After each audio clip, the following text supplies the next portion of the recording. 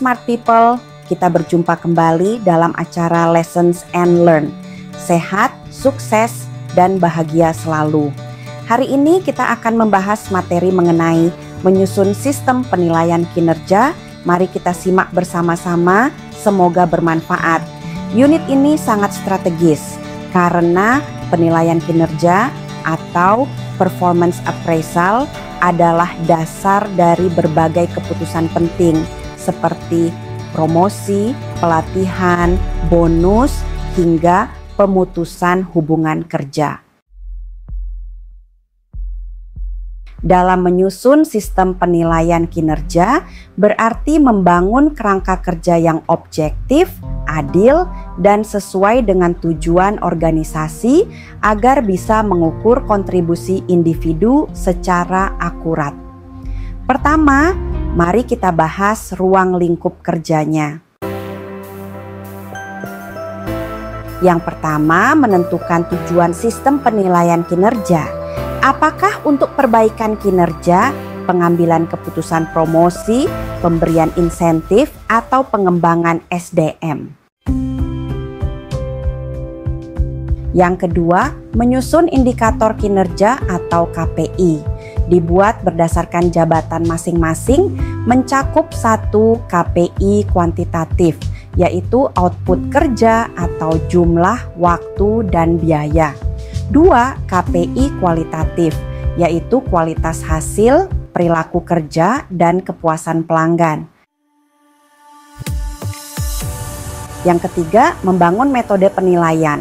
Penilaian bisa berbasis 1.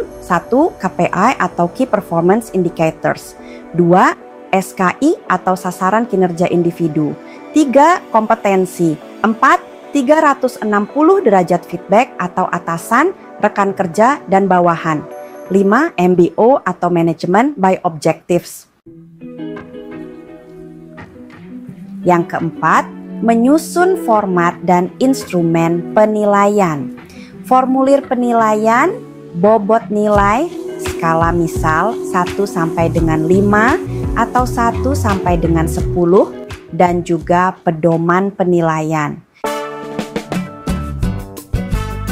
Yang kelima, menentukan frekuensi dan proses penilaian. 1. Bisa dilakukan tahunan, semesteran, atau kuartalan. 2. Melibatkan proses review bersama antara atasan dan karyawan. Yang keenam, pelatihan untuk penilai atau evaluator agar hasil penilaian konsisten dan objektif.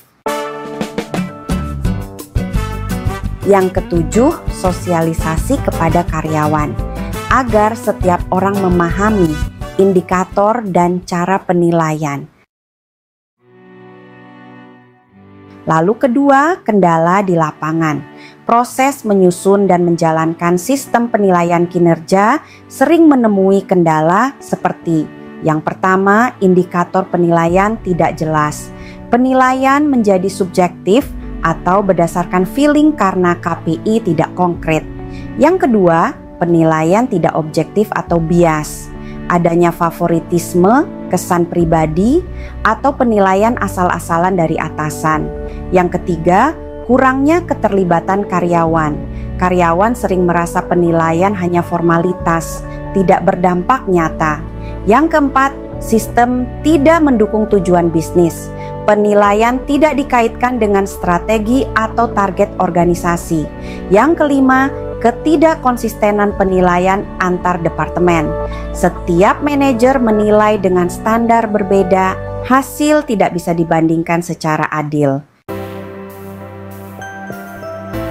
Selanjutnya ketiga, rekomendasi untuk HRD. Agar sistem penilaian kinerja menjadi alat strategis, HRD bisa melakukan hal berikut.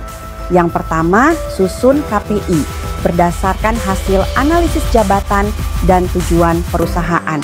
Pastikan indikator selaras dengan fungsi dan kontribusi masing-masing posisi. Yang kedua, gunakan prinsip SMART atau Specific, Measurable, Achievable, Relevant, Time Bound untuk memastikan setiap target kerja bisa diukur secara objektif. Yang ketiga, lakukan kalibrasi penilaian. HR bisa memfasilitasi diskusi antar manajer untuk menyamakan persepsi penilaian. Yang keempat, lakukan review berkala, bukan sekali setahun saja.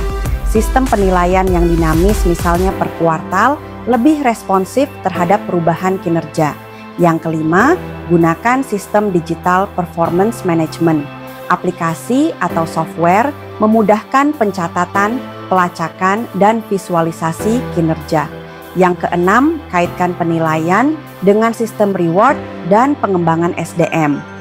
Jadikan hasil penilaian dasar untuk pelatihan, mutasi, promosi, atau insentif.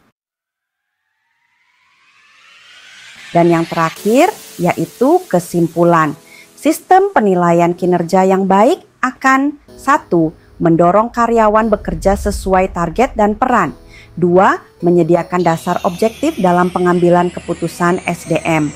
3. Meningkatkan motivasi dan kejelasan arah kerja karyawan. Namun, sistem ini hanya akan efektif jika disusun dengan indikator yang jelas, adil, dan selaras dengan tujuan organisasi, serta dilaksanakan secara konsisten dan terbuka. Demikian materi pembahasan hari ini mengenai menyusun sistem penilaian kinerja. Semoga bermanfaat, sehat, sukses, dan bahagia selalu.